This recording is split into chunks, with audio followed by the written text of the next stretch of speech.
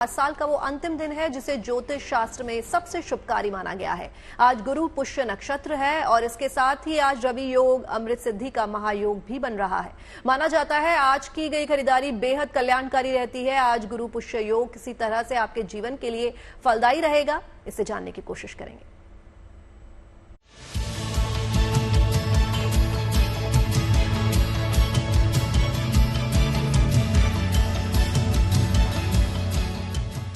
आज है परम कल्याणकारी दिन।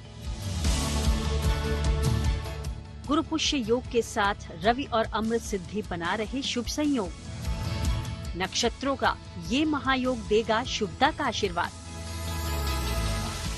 दरअसल गुरुवार के दिन पुष्य नक्षत्र होता है तो गुरु पुष्य योग बनता है, जिसको बहुत ही शुभ और सौभाग्यशाली माना गया है। ज्योतिष शास्त्र कहता है कि क्योंकि गुरु ग्रह का संबंध धन, वैभव और ऐश्वर्य से है और अगर साथ ही पुष्य नक्षत्र का संयोग भी बन जाए तो ये दिन कमाई के नए अवसर भी लेकर आता है। आज साल का आखिरी पूर्णकालिक गुरु पुष्य योग है, जिसका शुभ संयोग सूर्योदय से लेकर सूर्यास्त तक रहने वाला है। पुष्य नक्षत्र को नक्षत्र राज कहते हैं। 27 नक्षत्र में अगर अभिजित नक्षत्र को जोड़ें तो 28 नक्षत्र में पुष्य को सबसे ज्यादा पवित्र नक्षत्र मानते हैं। पुष्य नक्षत्र अगर गुरुवार के दिन आ जाए, रविवार के दिन आ जाए तो विशेष शुभ हो जाता है। और साल का ये अंतिम जो अच्छा संयोग बन रहा है, ये इसलिए महत्वपूर्ण है क्योंकि ये एक तो मार्गशीर्ष का समय है, बड़ा पवित्र समय है। तो इस समय पूजा, उपासना, साधना करना, खरीदारी करना, नए कार्य की शुरुआत करना, ये सब जीवन में शुभता ही शुभता लेकर आएगा। इसीलिए साल के अंतिम समय में जो गुरु पुष्य का संयोग बन गया है वो बहुत महत्वपूर्ण है। दरअसल जब गुरुवार के दिन पुष्य नक्षत्र उदित होता है तो उसे गुरु पुष्य योग कहते हैं। इसे अमृत योग भी कहा जाता है। 27 नक्षत्रों में गुरु पुष्य 8वां नक्षत्र होता है। ज्योतिष के अनुसार गुरु पुष्य योग के देवता बृहस्पति और स्वामी शनिदेव हैं। इस पावन योग को कई लिहाज से शुभकारी माना गया है। पुष्य नक्षत्र पर शुभ और अद्भुत संयोग के चलते आज बेहद अच्छा दिन है, जिसका पूर्णकाल योग इंसानी जिंदगी से जुड़े खास लम्हों के लिए सबसे ज्यादा फलदायी माना जाता है, खासकर खरीदारी के लिए। यानी इस दिन घर से जुड़ी कोई भी चीज आप खरीदें, मान्यता है कि गुरु पुष्य नक्षत्र में खरीदी गई चीजें लंबे समय तक चलती हैं। कि पुष्य नक्षत्र कर्क राशि के अंतर्गत आता है, बड़ा पवित्र नक्षत्र है और इसी नक्षत्र में अगर बृहस्पति कनेक्ट हो जाते हैं तो ये नक्षत्र बहुत ज्यादा शुभ हो जाता है, क्योंकि बृहस्पति कर्क राशि में उच्च के होते हैं और बृहस्पति का मतलब ईश्वर की कृपा होती है। इसीलिए पुष्य नक्षत्र अगर गुरुवार या रविवार को पड़े और चंद्रमा का बल अच्छा हो तो आप हर कार्य का शुभारंभ कर सकते हैं। हालांकि गुरु पुष्य योग पर कुछ भ्रांति भी है। मसलन कई लोग इस योग पर विवाह जैसा शुभ काम करते हैं, मगर कुछ ज्योतिषियों का मानना है कि गुरु पुष्य योग पर विवाह कभी फलदायी नहीं रहते, इसलिए इस योग में विवाह नहीं किया जा सकता। ये बात बिल्कुल सही है कि पुष्य नक्षत्र हर कार्य के लिए शुभ माना जाता है, लेकिन विवाह के लिए पुष्य नक्षत्र को शुभ नहीं मानते। नक्षत्र स्वामी शनि और राशि स्वामी चंद्रमा, चंद्र शनि की वजह से इसमें विवाह के परिणाम शुभ नहीं होते। और ऐसी मान्यता है, ऐसी लोक मान्यता है कि पुष्य नक्षत्र में ही भगवान राम और माता सीता का विवाह हुआ था और इस वजह से उनका वैवाहिक जीवन बहुत सुखमय नहीं रहा था। इसीलिए पुष्य नक्षत्र में आप बाकी सारे काम कर सकते हैं, लेकिन पुष्य नक्षत्र में विवाह करना शुभ नहीं होता है। गुरु पुष्य योग भले ही विवाह को लेकर कुछ सवाल लिए हुए है, लेकिन खरीदारी के लिए आज महामुहूर्त है। तो आप इस दिन नए काम की शुरुआत करने के साथ ही घर मकान की खरीदारी, इलेक्ट्रॉनिक सामान की खरीदारी वगैरह भी कर सकते हैं, जो आपकी जिंदगी के लिए परम कल्याणकारी साबित हो सकते हैं। लेकिन ध्यान रहे कि इस दिन किसी भी तरह की नकारात्मक सोच से आप दूर रहें, ताकि आपका आज का किया कोई भी काम लंबे समय तक शुभता का फल दे पाए। Bureau report, good news today.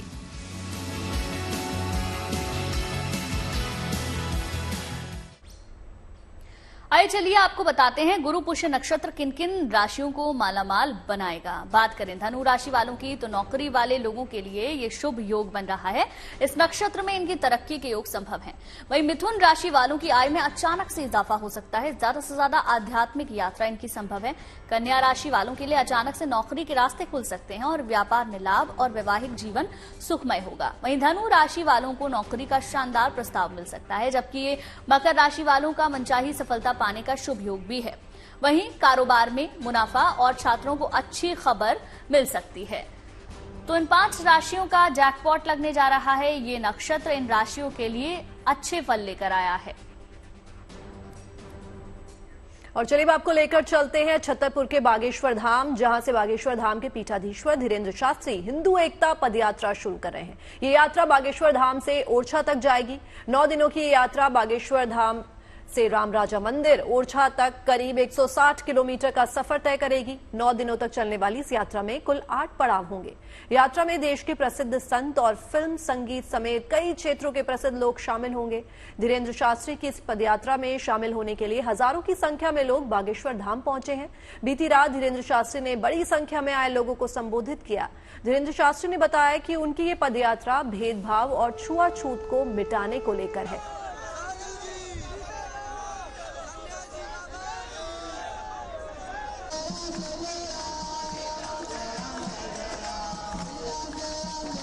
तो बागेश्वर धाम के पीठाधीश्वर पंडित धीरेन्द्र कृष्ण शास्त्री की सनातन हिंदू यात्रा आज से शुरू होने जा रही है। ये पदयात्रा छतरपुर जिले के प्रसिद्ध धार्मिक स्थल बागेश्वर धाम से शुरू होगी और ओरछा तक निकाली जाएगी।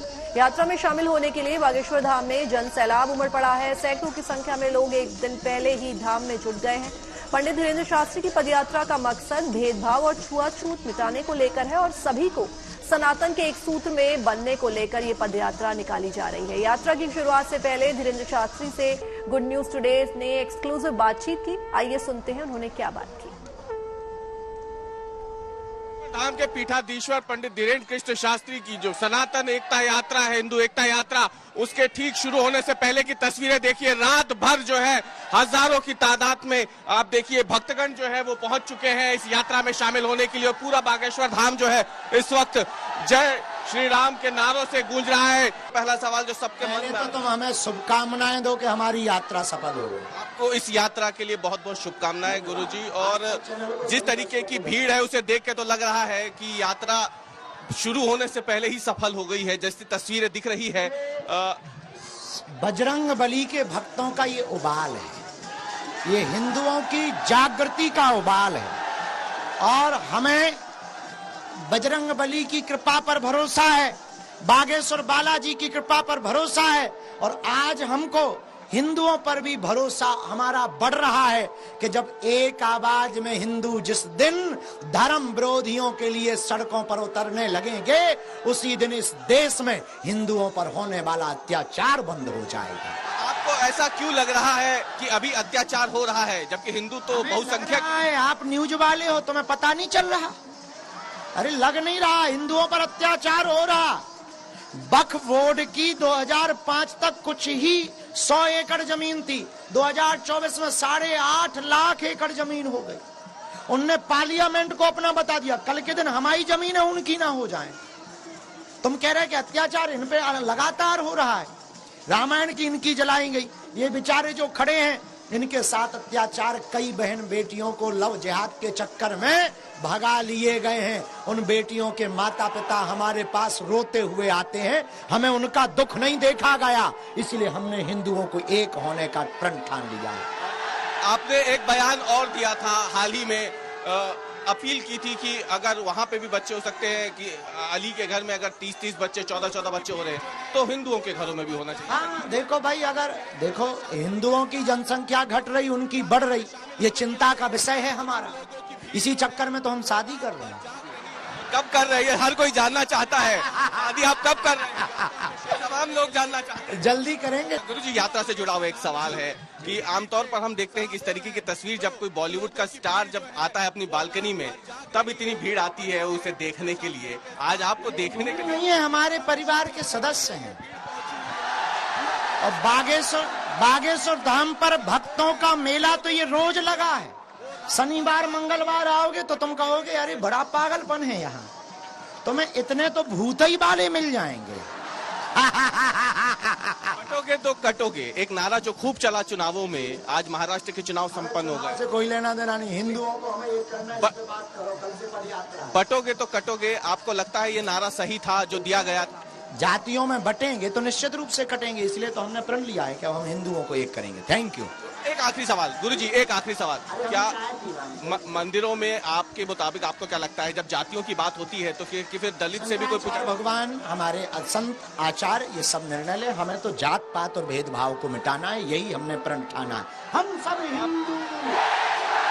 देख सकते हैं ये है पंडित धीरेन्द्र कृष्ण शास्त्री और सामने तस्वीरों में देख सकते हैं आप हजारों लोगों की भीड़ जो है वो रात भर जाग रही है पंडित धीरेन्द्र कृष्ण शास्त्री के साथ इस यात्रा में शामिल होने के लिए। ये भीड़ पहुंची हुई है, पूरा बागेश्वर धाम इस समय इसी भीड़ से सराबोर है जो हिंदू सनातन यात्रा एकता यात्रा में शामिल होंगे पंडित धीरेन्द्र कृष्ण शास्त्री के साथ। रवीश पाल सिंह, गड़ागांव, छतरपुर धाम इस समय तो आपने देखा धीरेन्द्र कृष्ण शास्त्री से एक्सक्लूसिव बातचीत, कई बड़ी बातें उन्होंने इस दौरान कही। रवीश हमारे संवाददाता हमारे साथ लाइव जुड़ गए हैं, उनसे पूरे कार्यक्रम के बारे में जान लेते हैं। रवीश, आपके पीछे मुझे हाथों में झंडे लिए तमाम लोग नजर आ रहे हैं। धीरेन्द्र शास्त्री से जो खास बातचीत थी वो तो हमने अपने दर्शकों को सुनाई, लेकिन जो इनके अनुयायी हैं, जो इनको मानते हैं, जो इनके शिष्य हैं, वो क्या कुछ कह रहे हैं, जरा बात कीजिए और बताइए।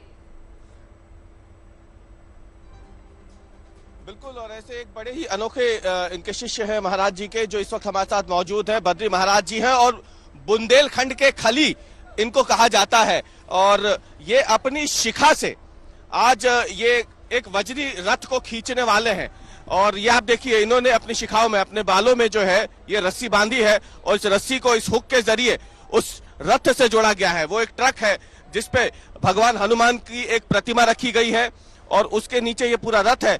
इसको पूरा 160 किलोमीटर तक ये अपने शिखाओं से खींच के ले जाएंगे। आप ये रस्सी के जरिए देख सकते हैं, रस्सी जुड़ी रहेगी इनकी शिखाओं से और फिर ये मजबूती जो है, इसी मजबूती को आधार बनाते हुए जो सनातन धर्म है वो भी इसी तरह मजबूती से एक बना रहे, एकजुट बना रहे, इसी उद्देश्य के साथ ये तमाम लोग निकल रहे हैं। तो हम इन्हीं से जानते हैं सबसे पहले, बद्री जी, इस यात्रा की जरूरत क्यों पड़ी जिसका आह्वान पीठाधीश्वर धीरेन्द्र कृष्ण शास्त्री जी ने किया है, आपसे जानना चाहते हैं।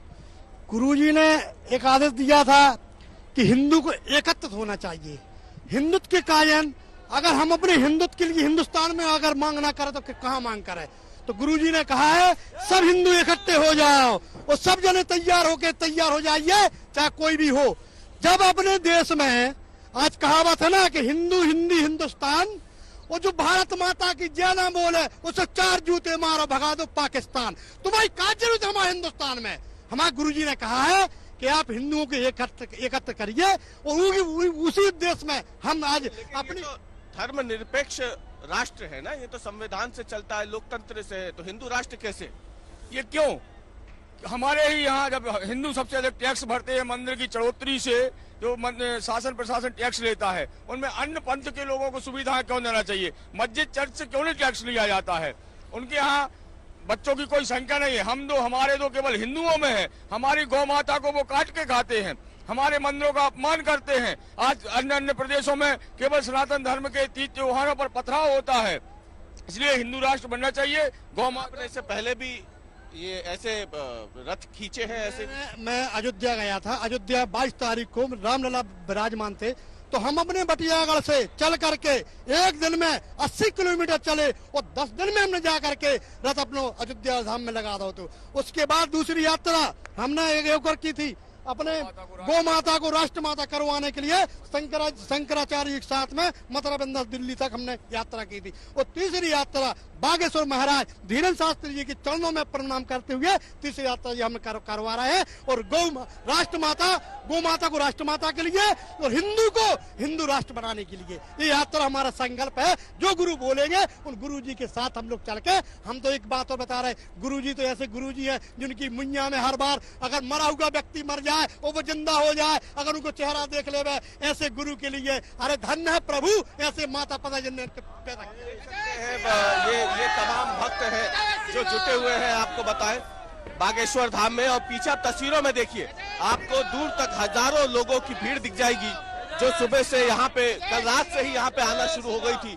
और बागेश्वर धाम के जयकारों के जी रवीश, बिल्कुल छुआछूत के खिलाफ बाबा बागेश्वर की ये एकता यात्रा जो निकाली है उन्होंने, इसका जो रूट है वो छतरपुर से शुरू होकर ओरछा तक जाएगा। तो कितना समय लगने वाला है इस पदयात्रा को, कितना टाइम लगेगा, कितने लोग हैं जो इस पदयात्रा में शामिल हैं? जो भीड़ हम देख रहे हैं वो तो लाखों की है। जी बिल्कुल, आपको बताएं कि ये कुल 160 किलोमीटर लंबी पदयात्रा है और ये यात्रा बागेश्वर धाम से शुरू होके रोजाना कम से कम 15 से 20 किलोमीटर चलेंगे और फिर 29 नवंबर को ओरछा में इस यात्रा का समापन होगा। और जैसे कि मैं आपको बता रहा था, इस यात्रा का जो एक हिंदू राष्ट्र है दुनिया का, नेपाल, वहां से भी लोग यहाँ पे पहुंचे हैं। और ये नेपाल से आए हुए तमाम हिंदू हैं, सनातनी हैं, जो इस यात्रा को न केवल समर्थन दे रहे हैं बल्कि पूरे 160 किलोमीटर ये भी चलेंगे। ये बताइए, नेपाल में कहाँ से आप लोग? हम लोग काठमांडू से आए हैं और नेपाल से 400 से 500 आदमी यहाँ पहुँच चुके हैं और भी आदमी आने वाले हैं। लगभग 500 से 1000 लोग नेपाल से यहाँ बागेश्वर धाम आने वाले हैं। ये बताइए ना कि हिंदू राष्ट्र की बात करते हैं पंडित धीरेन्द्र शास्त्री, नेपाल हिंदू राष्ट्र है तो, लेकिन वो तो काफी हम देख रहे हैं अर्थव्यवस्था के मामले में जो है तो बहुत पीछे छूट गया। तो फिर आपको क्या लगता है कि जरूरी क्या है, हिंदू राष्ट्र या फिर देश की अर्थव्यवस्था का ठीक होना? आपको क्या लगता है? आप खुद नेपाल से आए। अर्थव्यवस्था का तो ऐसा है, अर्थव्यवस्था अभी भी वैसी ही है जैसे थी, थोड़ी डोलमडोल है, लेकिन वो हर जगह रिसेशन का माहौल है अभी वर्ल्ड वाइड। और रही बात हिंदू राष्ट्र की, तो नेपाल पहले हिंदू राष्ट्र था लेकिन अभी सेक्युलर है। अभी हम लोग फिर से हिंदू राष्ट्र के लिए वहाँ पे आह्वान कर रहे हैं कि नेपाल भी हिंदू राष्ट्र एक बार फिर से वापस घोषित हो। हम लोग भी उसी वही चीज। आप लोग संपर्क में आए बागेश्वर महाराज जी? 1 साल हो गए। कैसे, कब? और 2023 दिसंबर में ही हुआ था।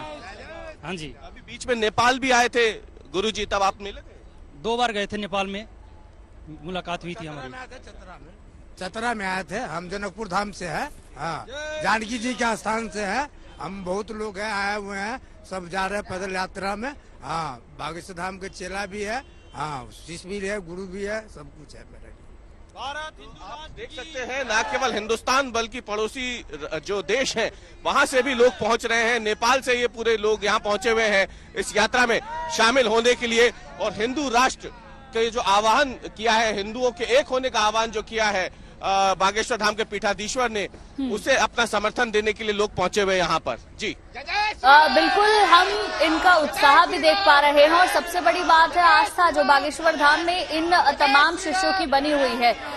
रवीश, जरा रूट के बारे में आपने बताया, मुझे बताइए कि क्या इसका कोई टाइम फ्रेम तैयार किया गया है? क्योंकि जब इतनी बड़ी संख्या में लोग निकलेंगे तो क्या उसके लिए कोई समय निश्चित किया गया है कि इतने बजे से इतने बजे तक ये यात्रा चलेगी और उसके बाद विश्राम करेंगे? जी बिल्कुल, आपको बता दें कि जब ये यात्रा शुरू होगी तो जहां से ये यात्रा को गुजरना है वो दरअसल 4 लेन रोड है, वो नेशनल हाईवे है जहां से इस यात्रा को गुजरना है। तो इसके लिए समय निर्धारित किया गया है। ये दिन के उजाले में ही यात्रा जो है अपने दिन का जो अंतिम पड़ाव होगा वहां तक पहुंच जाएगी। आज जो इसको पहुंचना है वो छतरपुर के पहले एक कदारी गांव पड़ता है, उस कदारी गांव तक ये जाएगी। और माना यह जा रहा है कि रोज ये यात्रा कम से कम 5 से 6 घंटों तक चलेगी। और जो दोपहर का भोजन होगा, दोपहर के भोजन के बाद वो जो पड़ाव है वो वहीं पे ये यात्रा रात भर विश्राम करेगी और फिर अगली सुबह ये चलना शुरू करेंगे। और चलिए अब बात हवा की कर लेते हैं, जिसे लेकर राहत की खबर आई है। दिल्ली एनसीआर में हवा का जो AQI 3 दिन पहले 500 के पार था, वो अब 400 के नीचे आ गया है। आज लगातार तीसरा दिन है जब हवा में सुधार नजर आ रहा है। आज दिल्ली में औसत AQI 379 है, जबकि 18 नवंबर को दिल्ली में हवा की गुणवत्ता का सूचकांक 481 के करीब था। 19 तारीख की बात करें तो उस दिन दिल्ली में हवा का औसत AQI 495 के करीब था। आपके सामने 4 दिनों की हवा का हाल है, जिसमें सुधार साफ तौर पर देखा जा सकता है। हालांकि इस वक्त दिल्ली की हवा की गुणवत्ता जो है वो अभी गंभीर श्रेणी में बनी हुई है। देखिए तस्वीर हम आपको दिखा रहे हैं 18 नवंबर, 19, 20 और आज सुबह की ये तस्वीरें। इन तस्वीरों में आप देख सकते हैं 20 नवंबर को स्थिति थोड़ी सी बेहतर थी, 18 नवंबर को हालात और भी ज्यादा खराब थे। हालांकि 19 नवंबर को थोड़ा सा खुला आसमान नजर आ रहा है, लेकिन उसके बावजूद भी AQI 495 के लगभग था। आज सुबह की तस्वीर बाकी 3 दिनों की तस्वीरों से बेहतर है।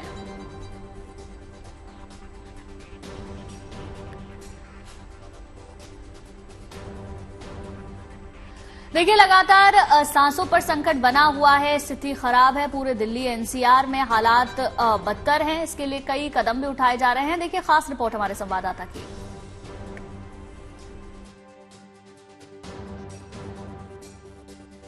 राजधानी दिल्ली और एनसीआर का पूरा इलाका एक गैस चेंबर में बदल चुका है।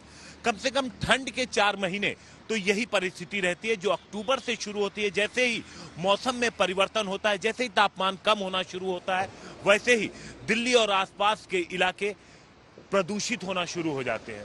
AQI का लेवल बढ़ना शुरू हो जाता है, जो धीरे धीरे 400 के पार पहुंच जाता है।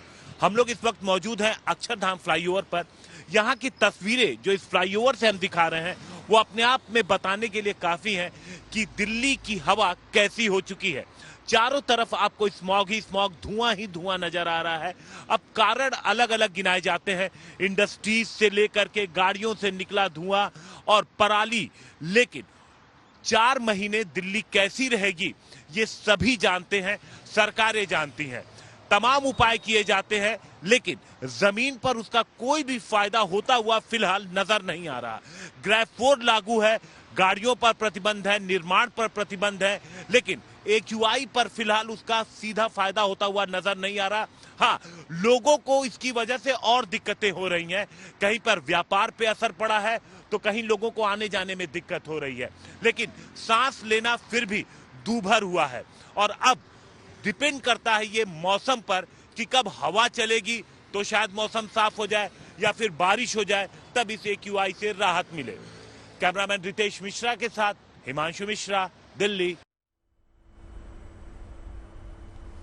तो ये लगातार तीसरा दिन है जब दिल्ली के AQI में मामूली सुधार देखा गया। माना यह जा रहा है कि प्रदूषण के स्तर में ये सुधार हवाओं की वजह से हुआ है। इस सप्ताह के अंत में बारिश होने की भी उम्मीद है, इससे प्रदूषण कम हो सकता है।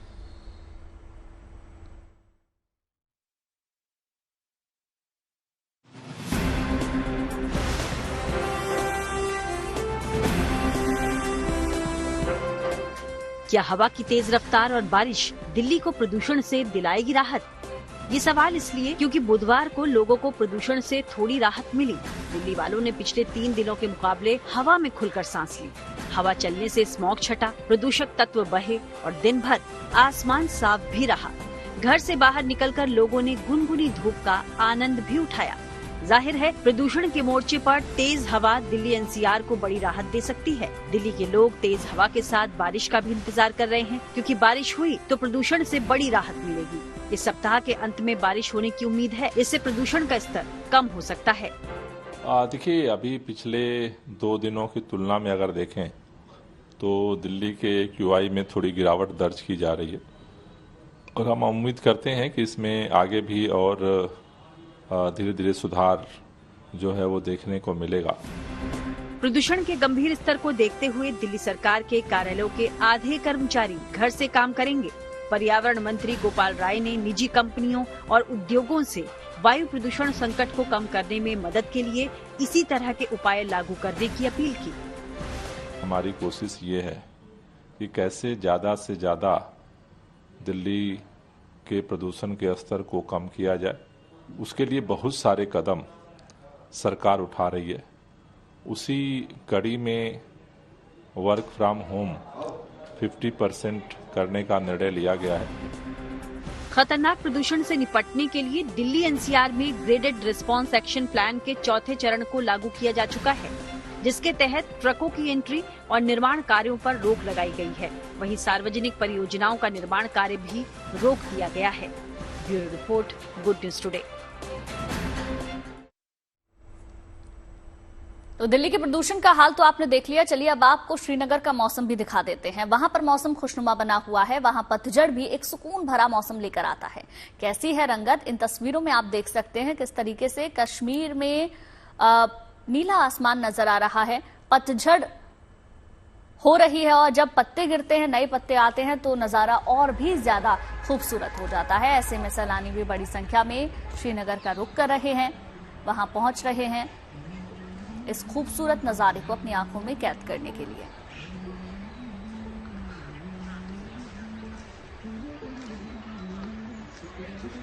हम इस वक्त निशात गार्डन में है, जो चिनार की खूबसूरती के लिए सालों से या कि हम कहें कि सदियों से जाना जाता है।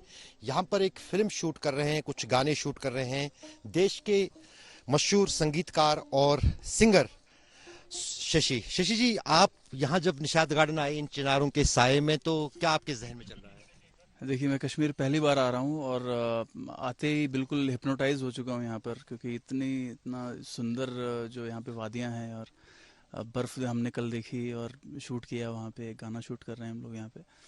तो मतलब मिसमराइज था मैं बिल्कुल ही, कम्प्लीटली कुछ शब्द नहीं मेरे पास यहाँ की खूबसूरती बयान करने के लिए। आप देश के माने जाने सिंगर हैं, कंपोजर हैं, क्या सुनाएंगे आज तक के दर्शकों को?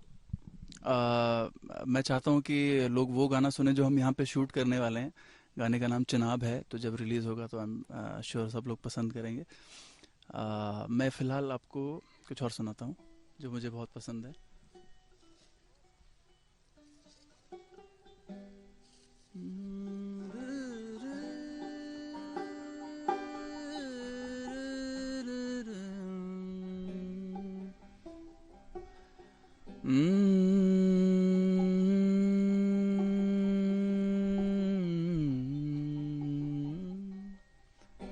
ओ रंग रे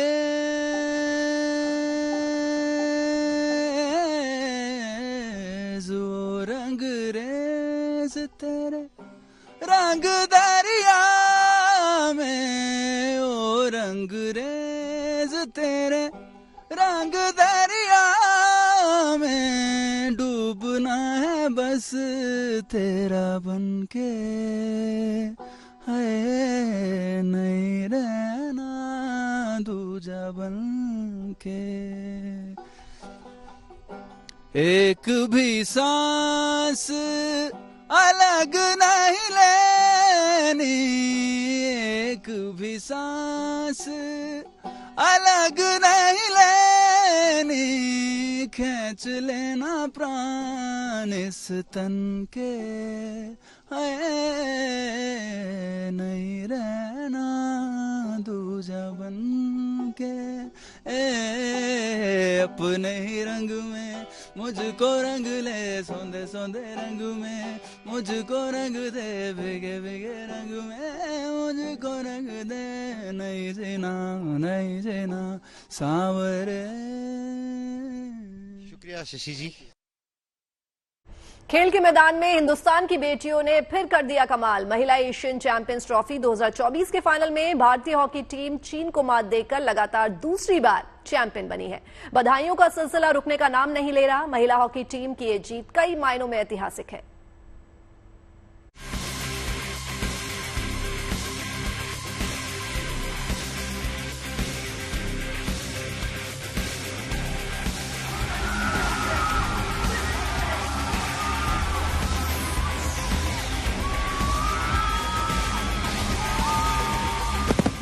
बिहार में राजगीर की धरती पर हिंदुस्तान की बेटियों ने ऐसा इतिहास रचा है जिसे बरसों तक याद रखा जाएगा।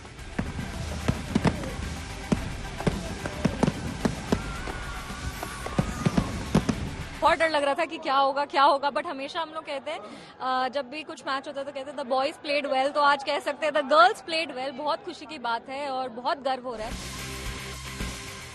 भारतीय महिला हॉकी टीम ने शानदार प्रदर्शन करते हुए एशियन चैंपियंस ट्रॉफी के फाइनल में चीन को 1-0 से हराकर खिताब अपने नाम कर लिया।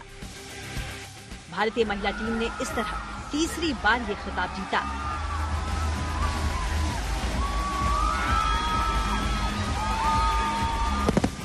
बिल्कुल, हमें जो सोच के आए थे हम वो फाइनली जीत गए हैं। विन तो विन होता है अगर आप 1 गोल से जीतो या 2 गोल से, पर हमारी टीम आज इतना अच्छा खेली कि मतलब जैसे रांची में हमने जैसे विन्स हुए थे तो आज दोबारा हमने चैंपियंस बना, तो ये चीज की बहुत बड़ी खुशी है कि हम जैसे बैक टू बैक हम विन हो रहे हैं।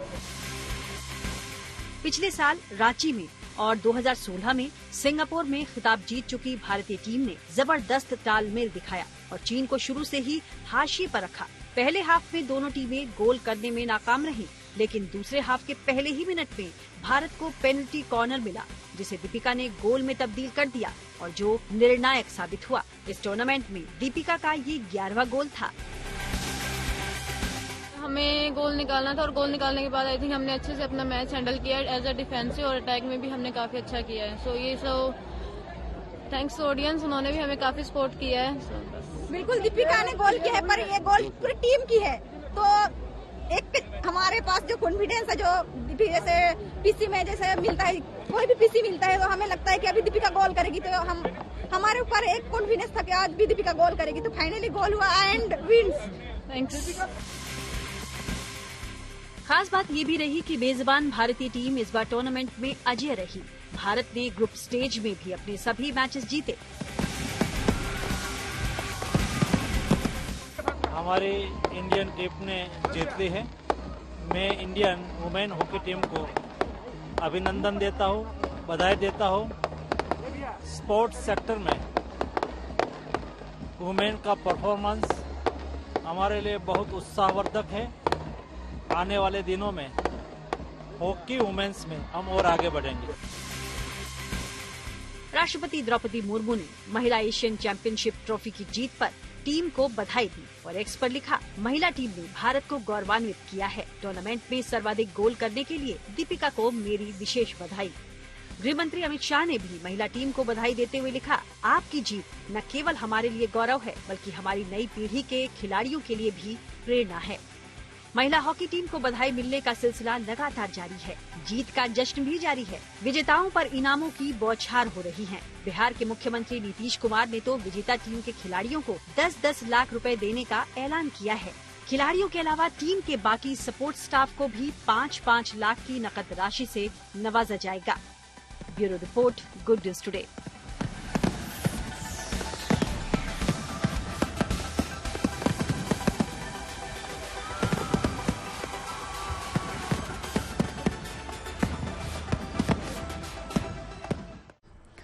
बात करेंगे इंडिया इंटरनेशनल फिल्म फेस्टिवल की, जिसकी गोवा में शुरुआत हो चुकी है। इफ्फी का ये 55वां आयोजन है। टीवी और फिल्म इंडस्ट्री के एक्टर, डायरेक्टर समेत दिग्गजों का जमावड़ा लग चुका है। इस बार फिल्म फेस्टिवल में यूथ टैलेंट पर खास तौर पर फोकस किया गया है। 20 नवंबर से शुरू हुआ ये फिल्म फेस्टिवल 8 दिनों तक चलेगा। 28 नवंबर को इसका समापन होगा। इस दौरान देश विदेश की जानी मानी फिल्में, शॉर्ट फिल्में दिखाई जाएंगी।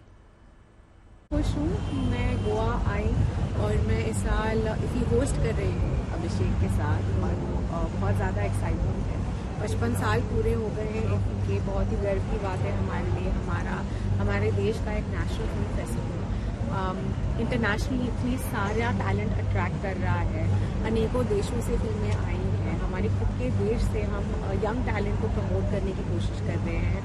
सिनेमा आई थिंक मुझे लगता है हिंदुस्तानियों की लग रहा है सर। मैं स्टूडेंट डेलीगेट रह चुका हूँ इस फेस्टिवल का, तो मेरी यादें यहाँ से कई सालों से जुड़ी हैं और बहुत कुछ सीखा यहाँ की फिल्में देखकर। 10-10 दिन बिताए हैं यहाँ पर, अक्सर दिन में 4-5 फिल्में देख कर। तो to be here now as a performer and to attend the event feels lovely. मेरी पहली फिल्म बियॉन्ड द क्लाउड्स यहाँ पर प्रीमियर भी हुई थी, तो इसी से पुराना नाता है and it's good to be back. पहला रीज़न ये कि मेरी फिल्म मिसेस का एशिया प्रीमियर है 22 को और फिल्म बहुत ही दिल के करीब है और वर्ल्ड वाइड काफ़ी लोगों ने इसको चाहा है। And now finally there is an Asia premiere which I am very happy about. ऐसा कोई भी यूथ होता है, यंग मैन होता है, यंग गर्ल लेडी होता है, हमेशा सोचता हूँ मैं या तो पर्दे कैमरा के सामने एक फिल्म बनाऊँ। अब मौका है, you have the opportunity, use the opportunity, don't grumble. ऐसे मत सोचो कि हमारे पास मौका नहीं, मौका है। This things really help. बहुत अच्छा, इतने सालों से मैं आ रहा हूँ और अच्छा लगता है यहाँ पे हमेशा आके। एक इवेंट जो होता है, बहुत ही निर्देशक निर्माता अलग अलग पूरे प्रांत से आते हैं हमारे भारत देश के, और एक मंच पे आते हैं, एक मंच जितना बड़ा होता है वहाँ पे आते हैं, अलग अलग फिल्में देखने मिलती है। जो हम देखेंगे वीटी में कि इसका जो मूल फोकस रहा है वो युवाओं पर रहा है। आने वाले भविष्य के जो हमारे फिल्म मेकर्स बनेंगे वो कैसे बनेंगे, क्योंकि हमारा देश जो है वो बेचैन सपनों का देश है, रेस्टलेस ड्रीम्स है हमारे देश में। यहाँ पे हर युवा जो है कहानी कहने को, अपनी कहानी बताना चाहता है, और एक समय आ गया ऐसा कि अब हमारे युवाओं में आत्मविश्वास है कि वो अपनी कहानी विश्व को बता सकते हैं।